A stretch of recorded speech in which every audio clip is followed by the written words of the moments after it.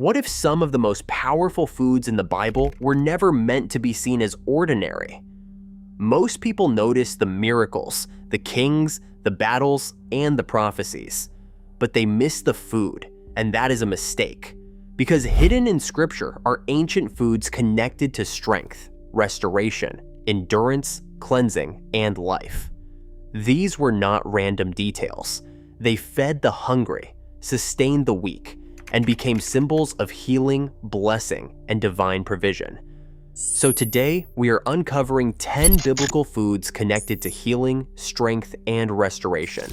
And once you see how they appear in Scripture, you may never read these passages the same way again. 1. Honey. We begin with one of the most celebrated foods in the Bible, honey. In Proverbs chapter 24, verse 13, Scripture says, "Eat honey, my son, for it is good." And in Psalm chapter 19, verse 10, the words of the Lord are described as sweeter than honey. Honey represented goodness, delight, and abundance. That is why the Promised Land is described as a land flowing with milk and honey. In Scripture, honey is never just sweetness. It becomes a picture of wisdom, blessing, and goodness that can actually be tasted. And if honey represents sweetness, the next food represents daily survival. Bread. Bread stands at the center of biblical life. In Matthew chapter 4, verse 4, Jesus says, "Man shall not live on bread alone, but on every word that comes from the mouth of God." And in John chapter 6, verse 35, he declares, "I am the bread of life." Bread was the food of daily provision. If there was bread in the house, there was hope for the day. That is why bread becomes such a powerful spiritual image. The most ordinary food becomes a symbol of dependence, sustenance, and the life God gives. And from bread, we move to one of the Bible's humblest grains. Barley was the grain of ordinary people. In John 6, verse 9, the boy who comes to Jesus has 5 small barley loaves. That detail matters. When Jesus fed the crowd, the food used in the miracle was humble, common, everyday food. Barley represents quiet provision, not luxury, not excess, just enough.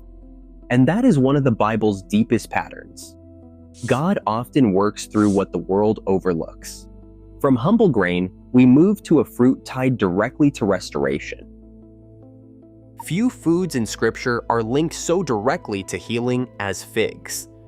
In 2 Kings 20, verse 7, when King Hezekiah was sick, Isaiah says, "Prepare a poultice of figs." But figs also point to peace and settled blessing. In Micah chapter 4, verse 4, Scripture says, "Everyone will sit under their own vine and under their own fig tree." So figs represent more than nourishment. They represent restoration, peace, and the kind of healing that brings a life back into safety. And the next food is one of the most practical in the entire Bible. Fish appear throughout the Gospels in miracles, meals, and daily life. In Matthew 14:19, Jesus takes the loaves and the fish, gives thanks, and feeds the crowd. Fish mattered because they were real nourishment. Practical, strength-giving, dependable. Symbolically, they remind us that God can bring provision from hidden places, even from the depths. But from fish, we move to one of Scripture's clearest signs of abundance. 6. Grapes. In Numbers chapter 13, verse 23, the spies return from the land carrying a cluster of grapes so large it takes 2 men to carry it. That image is unforgettable. Grapes become evidence that the promise is real, a sign of fruitfulness after wandering. That is what grapes represent in the Bible: abundance and blessing, and the return of life where there had been barrenness. And the next food points to a slower, deeper kind of blessing. In Deuteronomy 8, verse 8, the Promised Land is described as a land with wheat and barley, vines and fig trees, pomegranates, olive oil and honey. Olives mattered because they represented enduring provision, An olive tree takes time.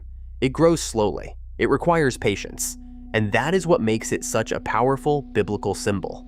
Some blessings are not instant. Some grow quietly and last. Olives point to nourishment, stability, and the kind of provision that remains. And from the olive tree, we move to one of the Bible's most visually powerful fruits. Pomegranates appear in sacred design and poetic language throughout Scripture. In Song of Solomon, chapter 4, verse 3, and elsewhere in the song, they become part of the language of beauty and fullness. That makes sense. A pomegranate feels overflowing, rich in color, rich in seeds, rich in meaning.